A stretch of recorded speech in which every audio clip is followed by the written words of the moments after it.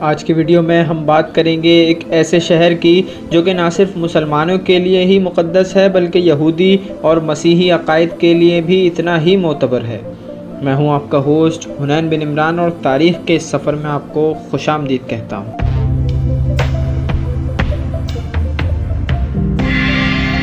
ایرانی زبان میں یروشلم اور عربی زبان میں القدس کے نام سے معروف تاریخی شہر جس کے معنی پاک گھر ہیں، ان شہروں میں سے ہے جنہیں نوع انسان عزت و احترام کی نگاہ سے دیکھتا ہے، جس کا ذرہ ذرہ مقدس ہے۔ اکثر انبیاء اسی شہر میں مبعوث ہوئے۔ حضرت داؤد علیہ السلام اور حضرت ابراہیم علیہ السلام اور کئی دوسرے انبیاء بھی یہیں مدفون ہیں۔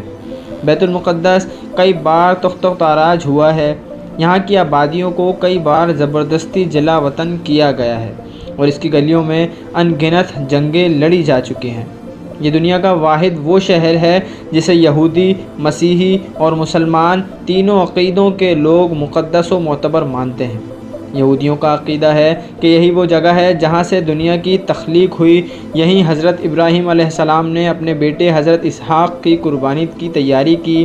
یہاں ایک مغربی دیوار ہے جو یہودیوں کی مذہب کی اہم یادگار ہے، جسے دیوار گریہ کہتے ہیں اور جو حضرت سلیمان کی تیار کردہ ہیکل سلیمانی کی دیوار کا کچھ بچا ہوا حصہ ہے۔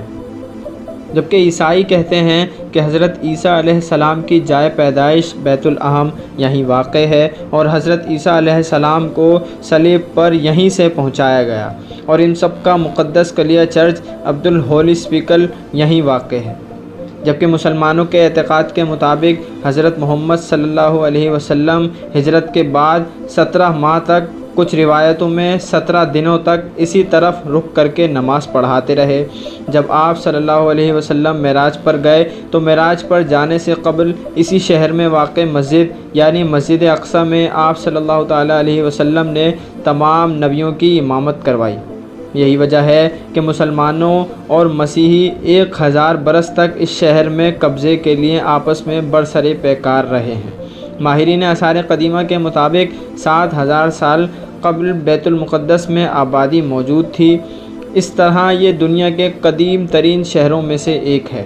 1000 قبل مسیح حضرت داؤد علیہ السلام نے شہر فتح کر کے اسے اپنی سلطنت کا دارالحکومت بنا لیا، اور 33 سال تک حکومت کی۔ پھر ان کے رحلت فرما لینے کے بعد ان کے صاحبزادے حضرت سلیمان علیہ السلام نے اسی شہر میں ایک معبد تعمیر کروایا جسے ہیکل سلیمانی کہتے ہیں۔ ہیکل سلیمانی دراصل ایک مسجد کا نام ہے۔ ہیکل سلیمانی میں ہی تابوت سکینہ رکھا گیا۔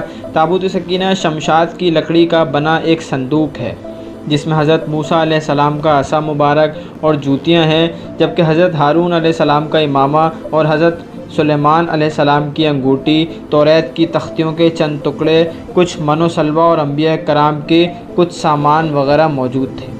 حضرت سلیمان کے رحلت فرما لینے کے بعد ان کے بیٹے اردھان بن سلیمان کو تخت پر بیٹھے 5 سال ہوئے تھے کہ شاہ مصری شاہ نے بیت المقدس کی طرف پیش قدمی کی اور بغیر مزاحمت کے شہر میں داخل ہو گیا۔ وہ ہیکل سلیمانی اور عبادت گاہ کے تمام قیمتی چیزیں شاہی خزانوں کے ساتھ لوٹ کر لے گیا۔ 700 قبل مسیح سے 740 قبل مسیح تک حکومت کرنے والے حزقیہ نے اپنے دور میں ہیکل سلیمانی کی عصمت کو ایک بار پھر بحال کیا۔ یہودی قوم کی پہلی بربادی بخت نصر کے ہاتھوں 598 قبل مسیح میں ہوئی۔ اس تباہی میں نہ صرف ہیکل سلیمانی کا نام و نشان مٹ گیا بلکہ دیگر سامان کے ساتھ ساتھ توریت بھی غائب ہو گئی۔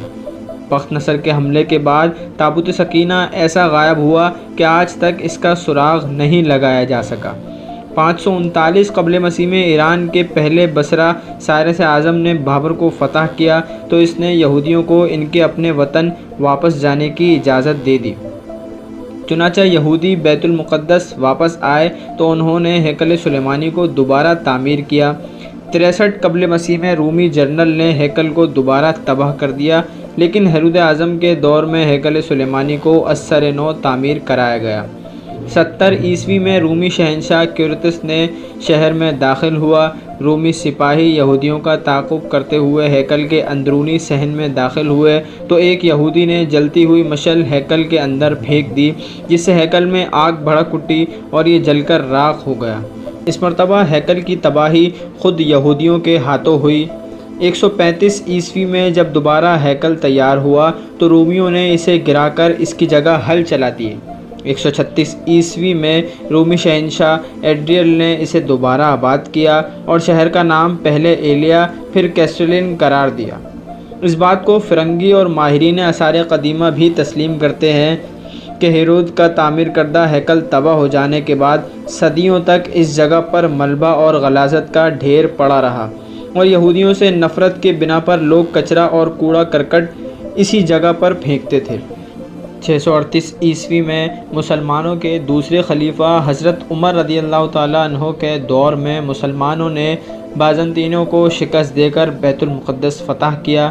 اس وقت یہاں یہودیوں کا کوئی معبد نہ تھا بلکہ کھنڈرات پڑے تھے۔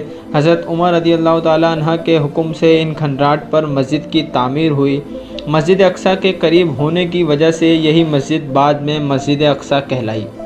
تقریباً سادہ سی تعمیر کے 50 سال بعد عربی خلیفہ عبد المالک بن مردان نے مسجد اقصیٰ اور قبۃ الصخرہ کی بنیاد اٹھائی۔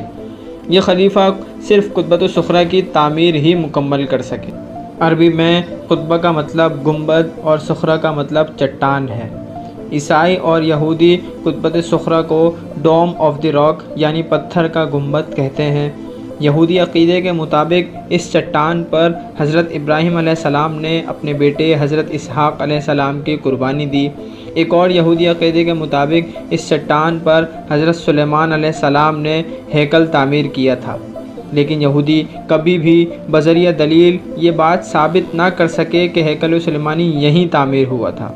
مسلمانوں کے نقطہ نظر کے مطابق اس تاریخی چٹان کی اہمیت اس لیے اور بھی بڑھ جاتی ہے کہ آپ صلی اللہ علیہ وسلم معراج کی رات براق پر اسی چٹان سے حضرت جبریل علیہ السلام کے ہمراہ سوار ہو کر معراج کے سفر پر روانہ ہوئے۔ مسجد اقصیٰ کی تعمیر کا جو کام ادھورا رہ گیا تھا وہ کام ولید بن عبد المالک نے مکمل کرا دیا۔ 1099 میں پہلی صلیبی جنگ کے بعد جب عیسائیوں کا بیت المقدس پر قبضہ ہو گیا تو انہوں نے مسجد اقصیٰ میں بہت رد و بدل کیا۔ انہوں نے مسجد میں رہنے کے لیے کمرے بنا لیے اور اس کا نام معبد سلیمان رکھا۔ انہوں نے مسجد کے ساتھ ساتھ گرجا بھی بنا لیا۔ تو یہ تھی بیت المقدس کی وہ تاریخ جس میں بیت المقدس کو کئی بار تباہ و برباد کیا گیا۔ لیکن آج بیت المقدس میں کون سی حکومت قائم ہے اور کس طرح بیت المقدس کو فتح کیا گیا، یہ تمام معلومات ہم آپ کو فراہم کریں گے اپنی اگلی تاریخی ویڈیو میں۔ تب تک کے لیے آپ ہمارے چینل کو سبسکرائب کیجئے اور ہماری ویڈیو کو شیئر کیجئے۔